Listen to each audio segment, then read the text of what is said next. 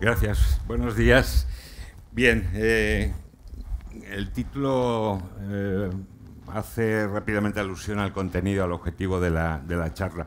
La certificación de personas es una herramienta eficaz para implantar el Esquema Nacional de Seguridad. Ciertamente, la primera cuestión que me planteo yo es ¿qué hace un chico como yo, un humanista, en un entorno de código binario como este? Pues precisamente ocuparme del aspecto de las personas, probablemente de los más olvidados dentro del Esquema Nacional de Seguridad, o de todo el entorno del Esquema Nacional de Seguridad, a pesar de que el propio Esquema Nacional de Seguridad lo contempla de alguna manera, y de alguna manera también el Plan Nacional de Ciberseguridad cuatrienal que se publica, pues también lo contempla. Los bloques básicamente en los que voy a estructurar rápidamente la ponencia, que voy a intentar ser muy ágil e incluso acortar el tiempo por la demora que estamos teniendo, pues están estructurados de la siguiente manera. Falla hacia la implementación efectiva del LENS. Los datos que tenemos en este momento son un poco escalofriantes respecto de la implantación del LENS. Rápidamente los vamos a ver, no voy a entrar mucho más en ello. Puede que hayan exactamente dos mundos distintos dentro de este entorno: el entorno de la Administración General del Estado, pero luego el entorno de las entidades municipales, donde realmente el LENS no está terminando, no está llegando a cuajar. Pero bueno, por muchas razones, las veremos aunque sea muy rápidamente, pero creo que una de ellas es precisamente la falta de recursos humanos para acometer esto, para poner en práctica todas estas herramientas que se lo están facilitando, porque al final hace falta una persona que dé al botón. Rápidamente hablaré de qué es la certificación de personas en el entorno en el que nos movemos, que cada vez está teniendo un mayor auge. Y de hecho, como dato significativo, pues hace 3 o 4 años podían haber en España entidades que se dedican a certificación de personas, 1, 2, 3 como mucho, y en este momento nos encontramos con que tenemos pues cerca de una veintena de entidades que se dedican a esta actividad. La norma de referencia que se puede utilizar a efectos de certificación de personas. En el ámbito del LENS veremos de esas múltiples figuras que aparecen y que en el LENS, pues nos vamos a centrar en lo que es el responsable de seguridad, por ser, creo que probablemente la piedra angular, y quiero por último vincular algo que está en el candelero, que está en discusión, la figura del responsable de seguridad, y he puesto la privacidad, para no decir el delegado de protección de datos o el personal que se dedica a protección de datos, que aparte puede servir también de terreno abonado para la siguiente ponencia. Y por último, una especie de conclusión. Rápidamente, el Esquema Nacional de Seguridad, según datos oficiales publicados en la página del CCN, está en esta situación en cuanto a certificación. El dato es llamativo. Bien, ¿qué problemas, por qué ocurre pensamos o pienso que ocurre se produce este hecho? Pues básicamente, y no voy a entrar mucho más, porque no hay conciencia de seguridad. No hay conciencia de seguridad.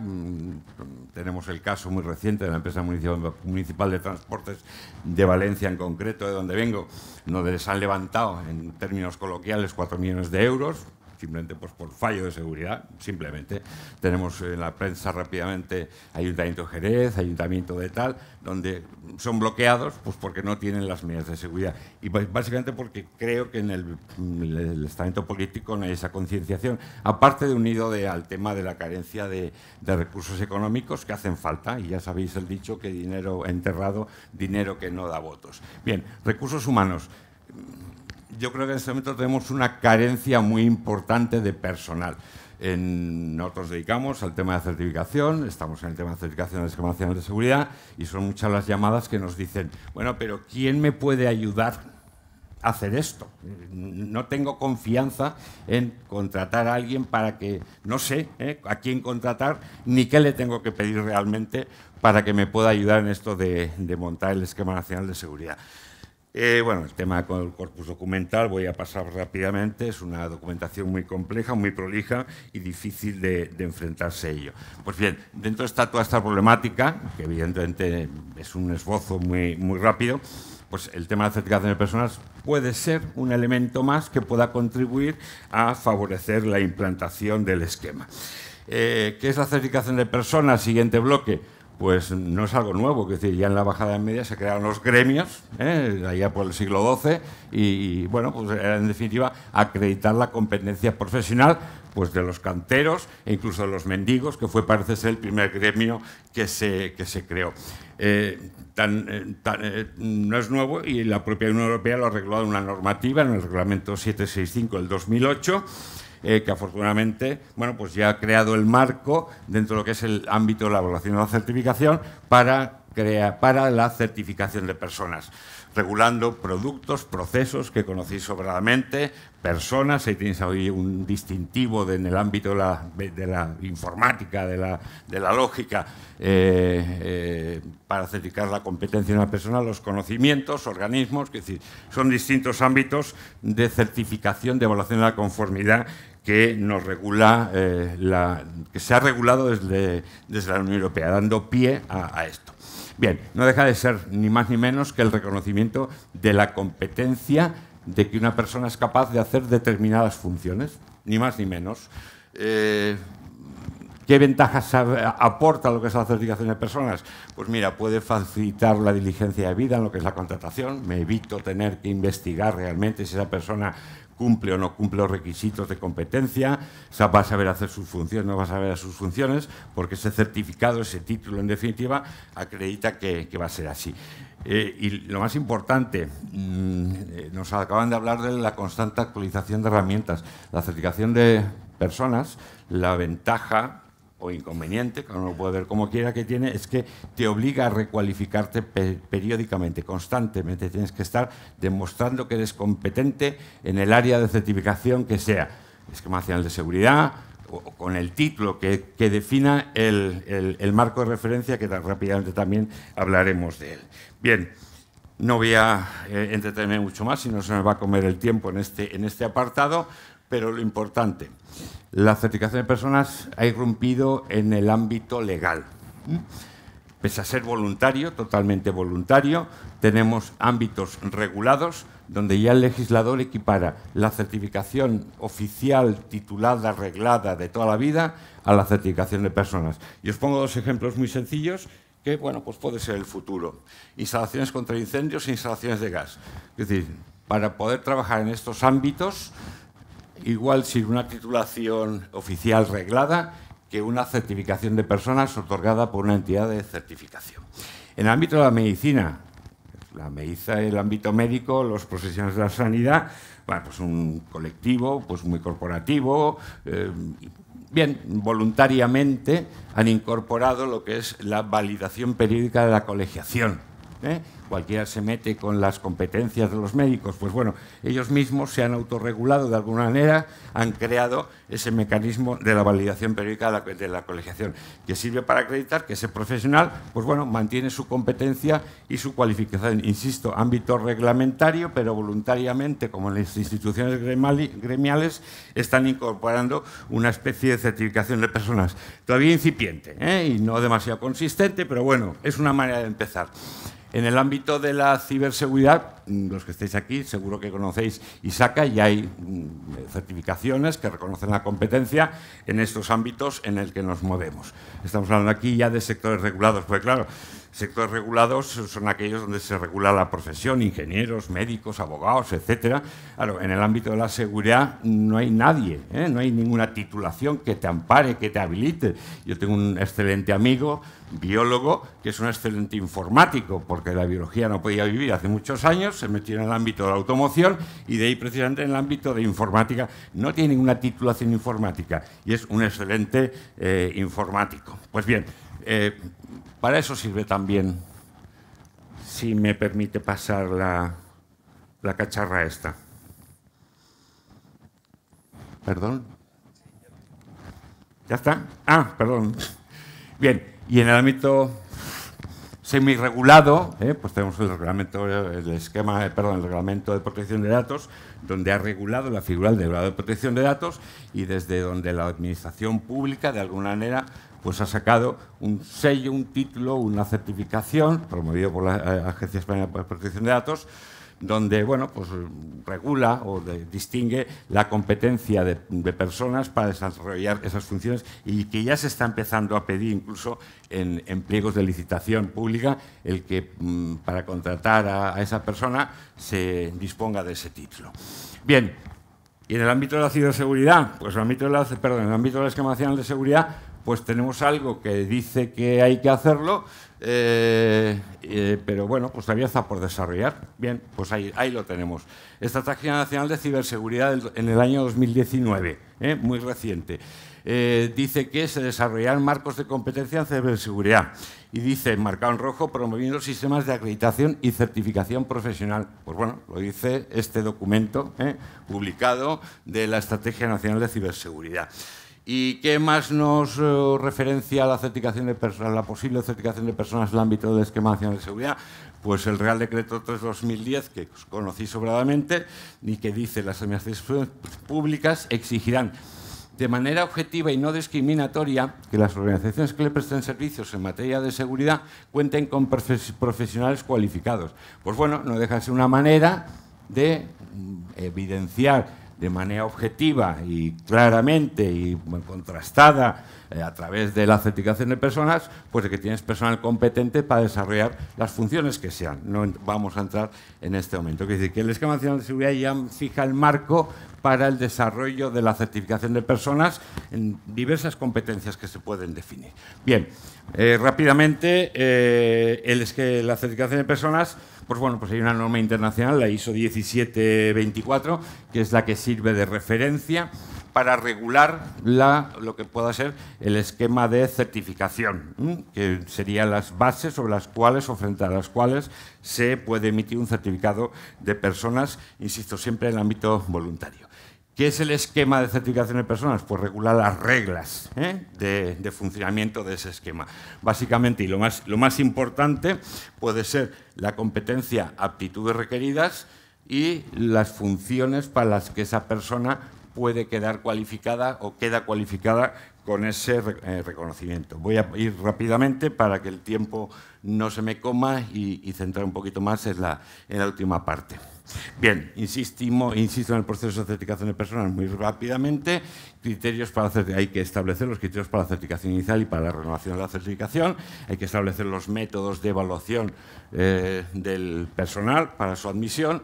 Hay que establecer los criterios y métodos de evaluar esa competencia, desde exámenes prácticos, pruebas, entrevistas personales, es decir, cualquier mecanismo que permite evaluar que una persona tiene determinada competencia. Hay también que establecer criterios para retirar y cancelar la certificación. Por ejemplo, si se pone de manifiesto a través de una denuncia, reclamación, cualquier término similar, donde frente a esa persona se formule frente a esa persona certificada y después de una investigación pues se contraste claramente esa persona no tiene la competencia reconocida o ha metido la pata estrepitosamente para que nos entendamos. Bien, y luego, bueno, pues establecer los cambios, criterios en el esquema no tiene mucha más importancia.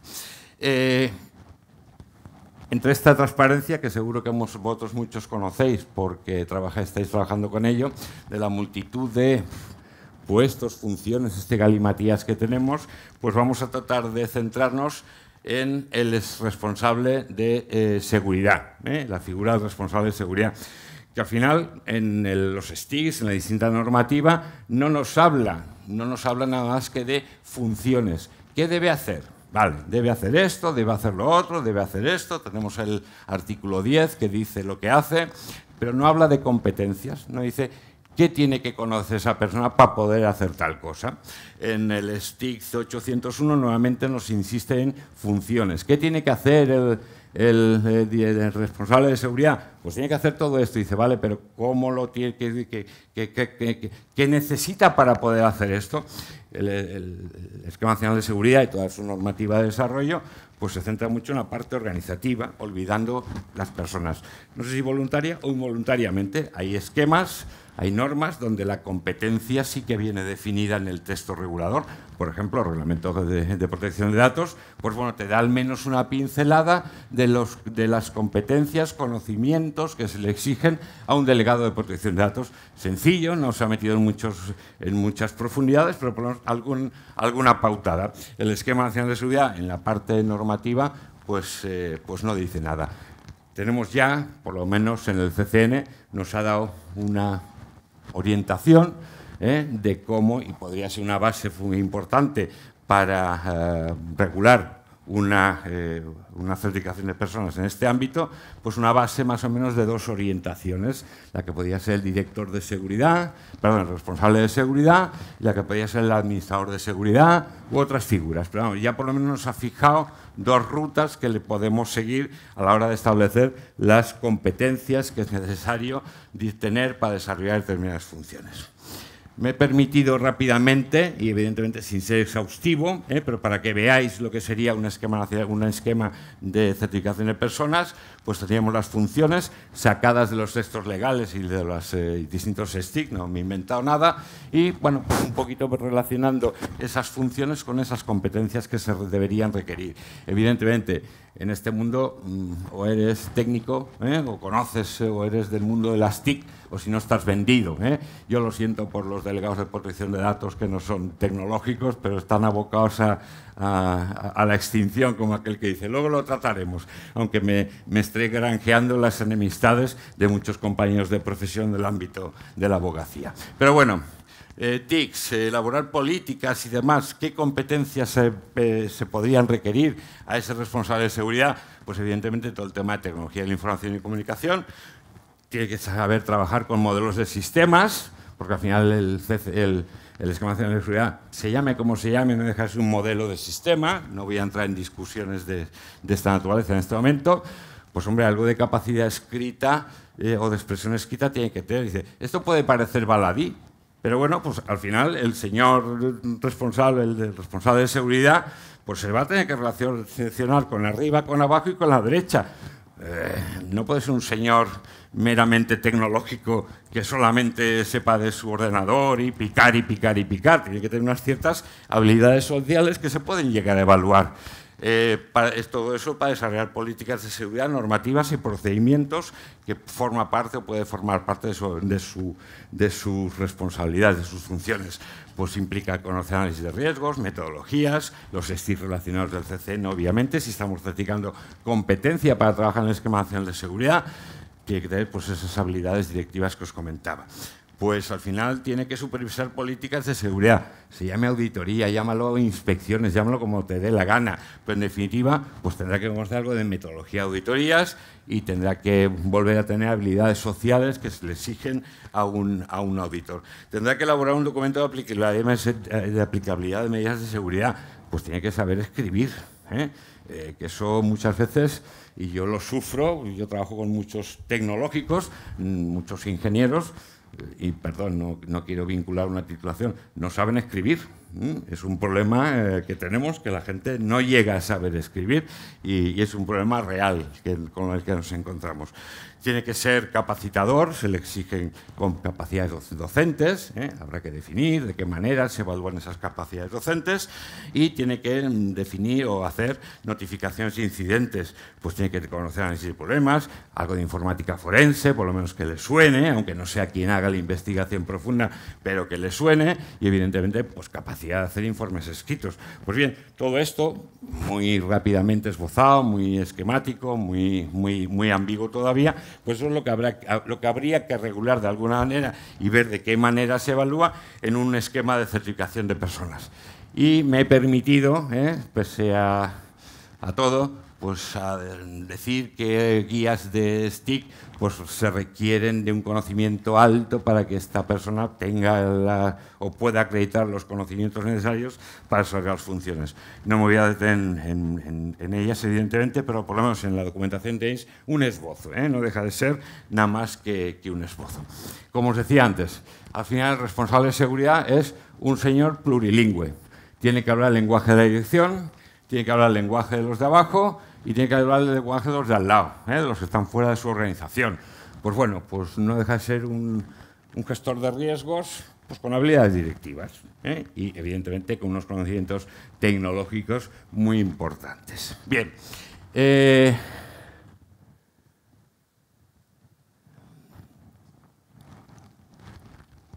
No voy a seguir con esto, lo paso porque si no se nos va a echar el tiempo encima. Y así afronto, creo que vamos bien de tiempo, ¿no? 5 minutos. Ah, perdón, mira qué bien, fenomenal, no me he dado cuenta, gracias. Pues la última parte problemática sobre el dato personal, la privacidad y la seguridad. Igual no me tenía que haber metido en ese berenjenal, pero bueno, yo soy así y ya es difícil que cambie. Privacidad, seguridad, dato personal, es información. Al final hay que proteger información, llámese dato personal, llámese fórmula magistral, llámese lo que se dé, llámese como se llame. Hay que proteger una información con independencia del nombre. Y hoy en día todo dato personal es un dato lógico. Al final ya no se trabaja con papel, se trabaja con ordenadores, se trabaja con información lógica. Pues bien, ahí tenemos la problemática que es una problemática, la situación en la que nos encontramos. Aquí hay un problema, puede haber un problema, y es que sacando del STIC 801, donde el CCN dice que la Agencia Española de Protección de Datos dice, pero luego leyendo las cosas de la Agencia Española de Protección de Datos no llego a ver que lo que dice la agencia sea lo que dice el CCN que dice la agencia. Parezco ya Rajoy, que al final se lía. Pues bueno, no me lío. Esto es lo que dice la agencia. Perdón, eso es lo que dice el STIC 801, que realmente delegado de protección de datos y responsable de seguridad pueden coincidir en la misma persona. Pues bien, yo creo que sí, y yo coincido plenamente en la opinión que vierte el CCN al respecto. Ahora veremos por qué. Rápidamente os expongo las razones. Me he permitido hacer la comparativa entre lo que hace un responsable de seguridad en el ENS de lo que hace el delegado de protección de datos en el reglamento de protección de datos. Al final dices, pues se hace lo mismo. Básicamente hacen lo mismo. Y diferenciando lo que son las 3 funciones básicas de decisión, ejecución y supervisión, he incluido el asesorar como novedosa, pero básicamente todos o decidimos o hacemos o supervisamos. Son las 3 funciones básicas de las empresas. Pues el ENS dice que debe elaborar las políticas de seguridad, desarrollar políticas, elaborar un documento de aplicabilidad. En el reglamento de protección de datos, al delegado de protección de datos se le dice que debe informar y asesorar. Eso es muy teórico y en la práctica no se está dando. Quiero decir, la empresa es más operativa que todo eso. No quiere un señor que le asesore y dice, bueno, para que me digas si está bien o mal, me lo haces directamente y ya está. Esta es la cruda realidad con la que nos estamos enfrentando en el ámbito empresarial, que vamos a lo operativo y a lo práctico. Y de hecho esa figura del delegado de protección de datos que está ahí fuera de la pirámide y haciendo de mero asesor ha desaparecido en la realidad y el delegado de protección de datos se tiene que remangar y tiene que hacer la evaluación de aspectos o de riesgos o la evaluación de impacto y hacerla físicamente y no opinar solamente de ella porque no es operativo para la pequeña empresa. Tiene que supervisar políticas, tiene que supervisar la aplicación del reglamento, tiene que capacitar. En el reglamento no existe esta función, pero bueno, no deja de ser una función que sí que se está desarrollando por parte del delegado de protección de datos o la figura que asuma la función de verificar que aquello se está llevando de acuerdo con la ley. Y tiene que notificar incidentes. Dice el reglamento que tiene que colaborar o cooperar con la autoridad de control para, como punto de contacto. Bien, vemos un poquito las funciones que son muy similares entre el responsable de seguridad a grandes rasgos, en los grandes líneas. Dice, ¿y qué le puede faltar a un responsable de seguridad para ser delegado de protección de datos? ¿O responsable de protección de datos? Pues como está todo ya tan regulado, y yo creo que hay que distinguir claramente lo que es el derecho a la privacidad y la protección del dato, son términos un poquito distintos, pues lo que dice el propio reglamento de protección de datos, algún conocimiento jurídico y no gran cosa, no os penséis que esto. Las cláusulas informativas de derechos son muy estandarizadas, son muy normalizadas, hay mucha información al respecto, no hay que crear, no hay que copiar lo que ya existe si funciona de maravilla. Documentos contractuales con el encargado de tratamientos. Son también muy estandarizados, el propio reglamento de protección de datos te lo dice, y si tienes que regular medidas de seguridad específicas porque lo requiere el tratamiento de tus datos que haga un encargado del tratamiento, pues tendrás que tener conocimientos tecnológicos para decirle realmente qué medidas de seguridad tiene que implantar para proteger los datos que tú le cedes o le transfieres para que sean tratados. Transferencias internacionales. Tanto lío que se monta con las transferencias internacionales. Pues al final basta con el consentimiento del interesado, no hace falta mucho más para permitir una transferencia internacional, pese a que se monte muchas literatura sobre la comprobación del país y cumple las medidas, la empresa destinataria. Al final, si el interesado cumple, ya está. Al final siempre hay dos valores que contrarrestar, o dos principios, seguridad e intereses. Yo recuerdo hace muchos años una empresa transmitía datos médicos a Estados Unidos, donde la privacidad no estaba garantizada, pero claro, toda la información que se le transfería médica era para diagnosticar una tipología de cáncer y dar con el tratamiento adecuado. ¿Vos pensáis que al paciente le interesaba la privacidad? ¿O la privacidad y la vida que estaban en juego, en pugna, que primaba sobre qué? Firmaban lo que hiciera falta y les daba lo mismo la privacidad. Querían saber qué tipología de cáncer tenían para que se le diagnosticara en el hospital de Estados Unidos de qué tratamiento estábamos hablando o cuál era el más adecuado. No quiero minusvalorar la figura de los juristas en el ámbito de la protección de datos, pero sí recalcar el protagonismo que está o que va a tener o que tiene el responsable de seguridad en protección de datos y que probablemente, puestos a elegir, al final sea más operativo tener, si hay que elegir, un tecnólogo, un responsable de seguridad, que un jurista que se va a quedar cojo a todas luces. Bien, insisto, ese desplazamiento de la figura del delegado de protección de datos del perfil jurídico al perfil tecnológico.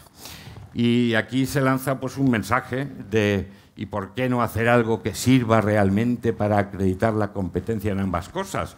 Y no tener un titulito para ser delegado de protección de datos y un titulito para ser del responsable de seguridad.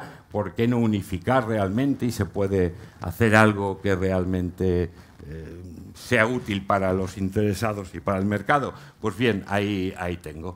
Podría ser en los certificados de la Asociación Española, perdón, la Agencia Española de Protección de Datos, los certificados que se emiten en los exámenes incluyen una parte práctica, se me ocurre, porque realmente las preguntas teóricas pues adolecen de un cierto falta de profundidad, llamémoslo así, y a lo mejor en el CCN, pues digamos ese ejercicio teórico práctico sobre algunos aspectos jurídicos en la certificación de personas en el ámbito de del responsable de seguridad, pues incorporar algún aspecto jurídico. Y como conclusiones muy rápidas, y ya creo que sí que esto voy a estar incluso en tiempo, pues certificación de personas pues sirve para afrontar los retos básicamente de carencia de recursos humanos con el que nos enfrentamos realmente en el ámbito de la certificación del esquema nacional de seguridad. Es una herramienta, no deja de ser una herramienta, una más de las muchas que pueden haber, pero que puede contribuir. La norma de referencia que se puede utilizar para certificar o, digamos, para regular el esquema de certificación de personas tiene que ser obligatoriamente la 17.024 por su reconocimiento internacional, porque eso le va a dar valor a esa certificación. Y luego, pues sí, reiterar o reforzar la certificación o la dualidad de la certificación en un mismo momento del responsable de seguridad y del responsable de privacidad, con conocimiento y competencias en ES y con conocimiento y competencia en el reglamento de protección de datos. Y con esto se acabó. Es lo que ha dado de sí mi nivel de incompetencia. Gracias. Buenos días. Muchas gracias, Miguel Ángel Vila, por su ponencia. De nada. Gracias también al público y por participar activamente a través de la aplicación. Nos han llegado varias preguntas, pero alguna ya ha sido respondida por usted, así que si no le importa, antes de despedirle, una única pregunta. Si se tienen garantías al elegir una persona por su certificación, ¿qué opinas si además el entregable está avisado por un colegio profesional o entidad acreditada? Perdóname. Si se tienen garantías al elegir una persona por su certificación, ¿qué opinas si además el entregable está avisado por un colegio profesional o entidad acreditada? Pues que la acreditación, con independencia de que sea colegio profesional o no colegio profesional, pues la acreditación es un mecanismo que se ha creado a nivel internacional pues para garantizar que las cosas se hacen medianamente bien. Con lo cual, nosotros somos una entidad de certificación y nosotros tenemos todas nuestras actividades acreditadas. Y la tendencia es a la acreditación por parte de una entidad de acreditación, ENAC o cualquier otra. Entonces, la acreditación es prácticamente necesaria y un sello de garantía, una vía de garantía de que la entidad de certificación de personas, en este caso, está haciendo las cosas decentemente, suficientemente bien, perfecto, no hay nada como sabéis en este mundo. Y el hecho de que sea un colegio profesional, pues no me garantiza nada, lo siento. No sé quién es el que ha preguntado, pero no me garantiza nada porque se han creado muchas certificaciones que han servido de poco. Si eso va unido a una acreditación, que si la entidad que otorga es un colegio profesional, pero va unida a una acreditación, para mí me ofrece más garantías. Muy bien, pues ahora sí, muchísimas gracias, Miguel Ángel. De nada. Y enseguida continuamos con la siguiente ponencia.